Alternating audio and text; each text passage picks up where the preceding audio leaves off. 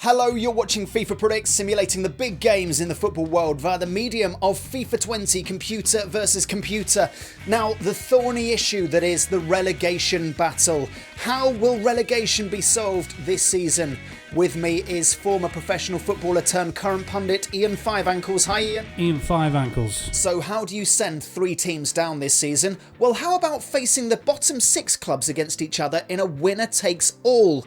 And by winner takes all, I mean winners don't have to play Huddersfield next season. We've seeded it slightly. Brighton have a 2-goal advantage over Norwich to reflect their differing points. West Ham only have to draw against Villa, but Watford versus Bournemouth is a straight up whoever wins doesn't go down. It's scientific, isn't it, Ian? It's genuinely a better idea than anyone else has had, I'll tell you that much, Anthony. So, I can't remember anything. Talk us through the teams. It's generally understood that Norwich are the best bottom of the table side in Premier League history, which is kind of like a TV talent show judge telling an act, "You're the most entertaining person the world is never going to hear from again." Bournemouth are too good to go down, aren't they? Despite playing their home games in a child's shoebox? Yes, but look at the teams around them, Anthony. Brighton will surely escape relegation because no one can actually remember they're in the Premier League in the first place. They'll slip under the radar.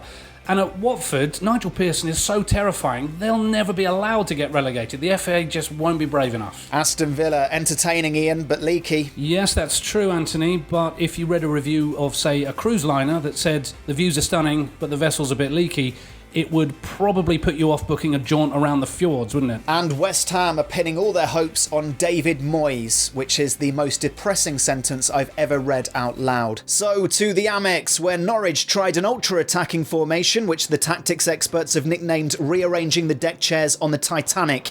They managed 1 shot on goal in the entire game, Ian. Yes, Tim Krul spent the game flapping at crosses like a seagull, which is weird because they were playing the Seagulls. And then you saw the strengths and the weaknesses of this Brighton side in microcosm. Strong neck muscles from Trossard for the header there. You can't relegate a team with necks like that. It's not possible. Yes, but then look at the weakness of the proper player. He scores a screamer, but instead of celebrating, he just gets chased to the halfway line by an angry wasp. You need to be tougher than that to survive in this league, unless that is a defender brushes lightly against you when you're in the penalty box, and then you need to go down like a sack of dainty potatoes. West Ham had home advantage against Villa.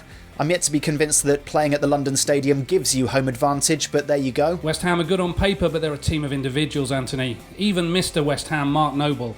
Look at him here. He's spending pre-game reminding everyone in the Villa lineup that he's still available to play for England, just in case any of them actually know Gareth Southgate. The Hammers went a goal down. Questions will be asked of Fabianski. Questions like, don't you want to stay in this division? But they got a lift with injury to Villa's perennial hope, Jack Grealish. The pressure has surely got to him. Look at the replay. He gets elbowed in the head and goes down clutching his leg. The injury seemed to galvanise Villa though, and they doubled their lead shortly afterwards, but the Hammers made it interesting.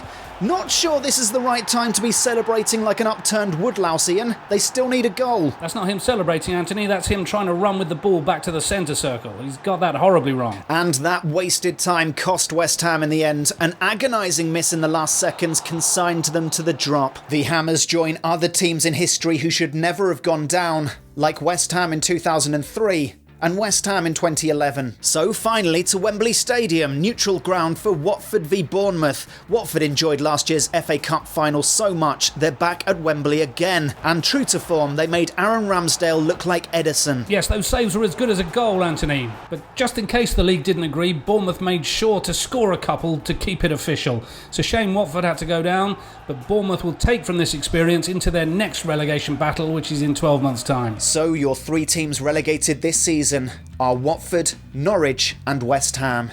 Ian Fiveankles will illustrate their demise by scraping some leftovers into a bin. Oh, that's so very sad. See you next time on FIFA Predicts. Bye!